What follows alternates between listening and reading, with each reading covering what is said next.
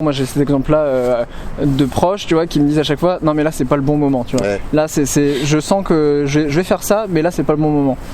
Pour toi, c'est comment tu sais que c'est le bon moment? Salut toi. Est-ce que ça t'arrive d'avoir envie de changer de vie, mais de penser que c'est jamais le bon moment pour le faire? Aujourd'hui, je t'emmène à la rencontre de Julien Méniel, ce mec qui est passé d'infirmier à youtubeur en passant par le journalisme. On va essayer de comprendre comment il a réussi à entreprendre tout ça et voir si toi aussi t'en es capable. Générique. Merci. Salut Julien. Salut. Ça va? Ça va et toi? Très bien. Par ce temps assez chaud. On est sur. J'ai la goutte au nez comme je disais, on est bien. Parfait. Est-ce que tu peux me dire où on est aujourd'hui? Oui, on est sur la petite ceinture. On est dans le 20e arrondissement et on est juste sous la Flèche d'Or, une ancienne gare réhabilitée en lieu d'événements, concerts, machin, rouvert, refermé. Je crois que là c'est complètement fermé. Ok. Mais voilà, une ancienne voie de chemin de fer désaffectée. Est-ce que tu peux m'expliquer les grandes étapes de ton parcours pro? Ouais, les grandes étapes de mon parcours pro,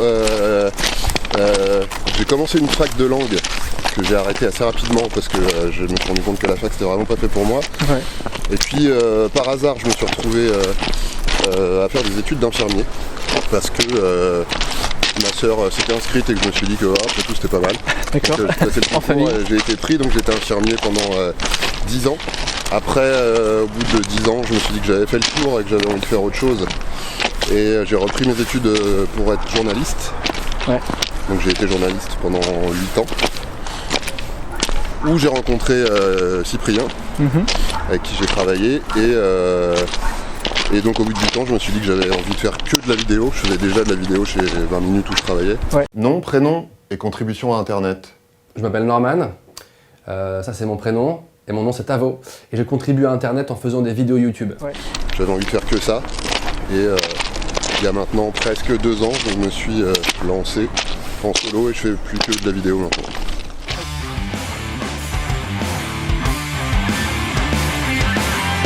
On a longtemps imaginé le corps et l'esprit comme deux choses complètement distinctes. Du coup, après 10 ans en tant qu'infirmier, tu décides de changer de vie en fait. Ouais. De métier en tout cas. De métier. Ça a été quoi le déclic pour toi en fait? Le déclic, il y a eu plusieurs déclics en plusieurs temps.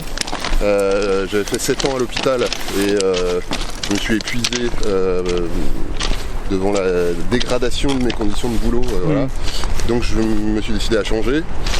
Et puis après plusieurs tentatives dans divers secteurs, je me suis rendu compte qu'en fait j'étais en train d'essayer de faire du neuf avec du vieux et que c'était sûrement pas la solution. Donc je me suis dit il faut que je fasse vraiment autre chose, complètement autre chose.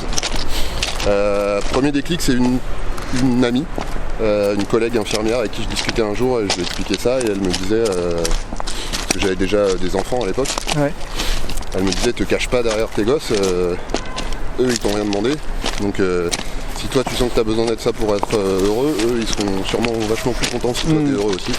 Donc fais ce que tu as envie de faire. Parce que tu sentais déjà que tu avais ce truc là de te dire maintenant que j'ai des gosses c'est plus compliqué pour moi de changer. Ouais, enfin de me dire j'arrête de gagner de l'argent pendant le temps où je reprends des études et tout, c'était un peu chaud. Ouais. Donc ça te freinait un peu à prendre ce risque là. Ouais, en tout cas c'est un frein que je me collais tout seul. Ouais.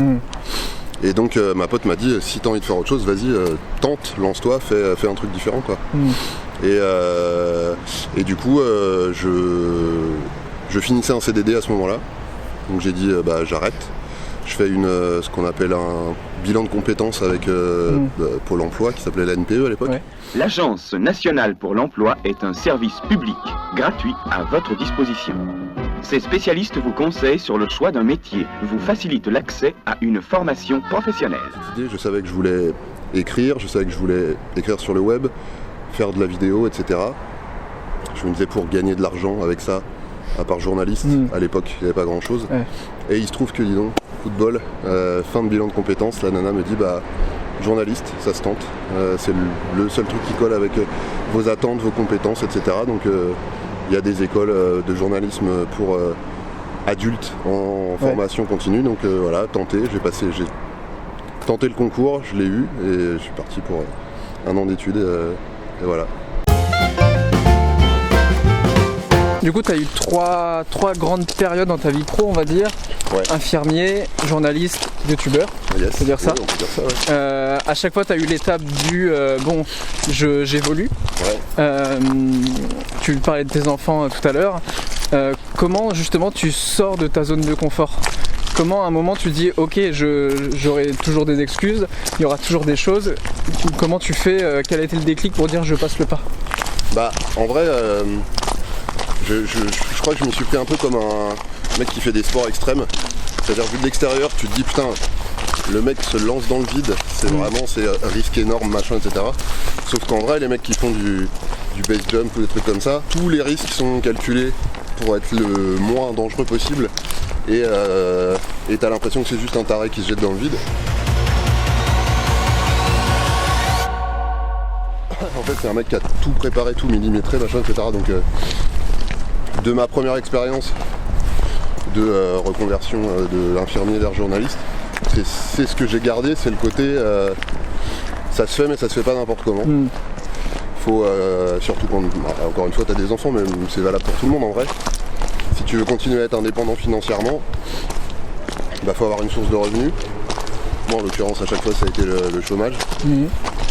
J'ai touché les indemnités chômage pendant mes périodes de reconversion, le temps que ça fonctionne. Qui t'ont permis justement de pas te jeter dans le vide, mais de commencer à tester. De pas me jeter dans le vide, de pouvoir me consacrer à 100% à ce que j'avais envie de faire.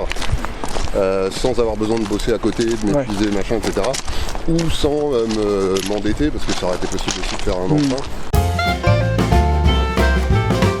Est-ce que tu as le sentiment de t'auto-former tout au long de ta vie? Est-ce que toi en plus c'est une démarche où tu te dis même encore aujourd'hui dans mon métier, comment je continue à être proactif et à apprendre encore? Ouais, bien sûr, je pense qu'il n'y a pas pire que de s'imaginer que ça y est, tu sais tout et que tu peux arrêter. En fait, dans tous les domaines dans lesquels j'ai bossé, mais je crois que c'est valable pour tout, t'es obligé de te former tout le temps. Dans le milieu de la santé, les choses évoluent tout le temps. T'as une étude scientifique qui vient démontrer que ce que t'as cru jusque-là c'était complètement faux. Les traitements évoluent, les maladies changent. Donc évidemment, il faut continuer à se former. Dans le journalisme, c'est pareil. Sur YouTube, c'est encore pire.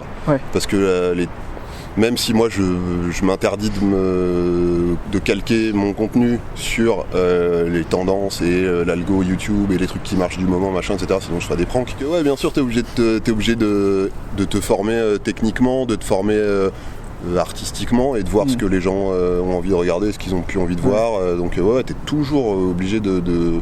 Mais c'est comme pour tout le monde, hein, tu vois. Tu vas écouter une interview de joueur de foot professionnel, Lionel Messi va te dire que tous les jours à l'entraînement il essaie de continuer à apprendre des trucs. Alors je n'ai pas la prétention d'être le Lionel Messi de YouTube. Hein. C'était une belle comparaison. Très loin. Hein.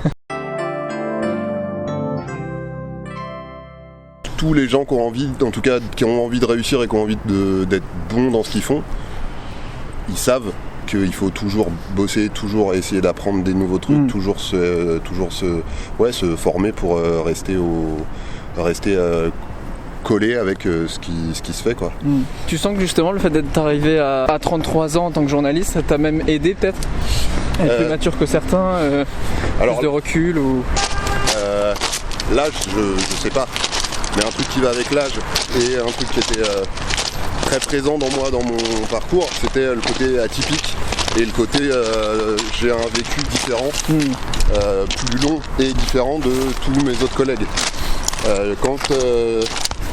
Quand j'ai su, le jour où je devais partir de chez 20 minutes à la fin de mon stage, quand ma red chef de l'époque m'a proposé de rester, c'est la première chose qu'elle m'a dit, c'est tu bosses bien, tu fais le job, etc. Et surtout t'apportes un truc différent des autres. Les autres font très bien leur boulot, c'est pas le souci, c'est juste que toi tu as une vision différente des choses, tu as des idées différentes sur les sujets. T'es pas dans le même moule que... Donc c'est le côté atypique. C'est marrant parce que du coup c'est le truc qui te colle des doutes au départ.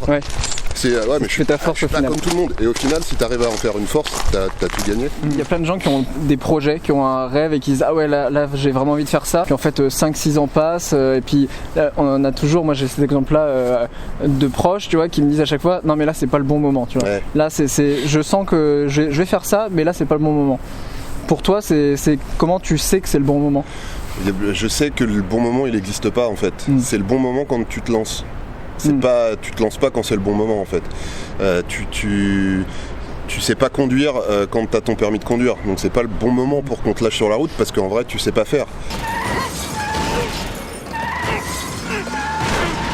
Je crois que je commence à maîtriser. À part ce que je t'ai dit tout à l'heure, c'est-à-dire que les conditions financières soient réunies, que tu te rendes compte que ton projet il tient un peu la route et que tu vas pas droit dans le mur, à partir du moment où tu as toi la conviction que ces conditions-là elles sont réunies, il y a un moment où il y a forcément une part de prise de risque. À partir du moment où toi tu as diminué les risques à un niveau acceptable, même si tu chies dessus et même si tu as le trac, et même si tu te dis c'est peut-être pas le bon moment, etc., tu le sauras après en fait si c'était le bon moment et voilà. Et donc il y a un moment où il faut se mettre un coup de pied au cul et il y a un moment où il faut se dire je suis pas tranquille mais je vais y aller quand même.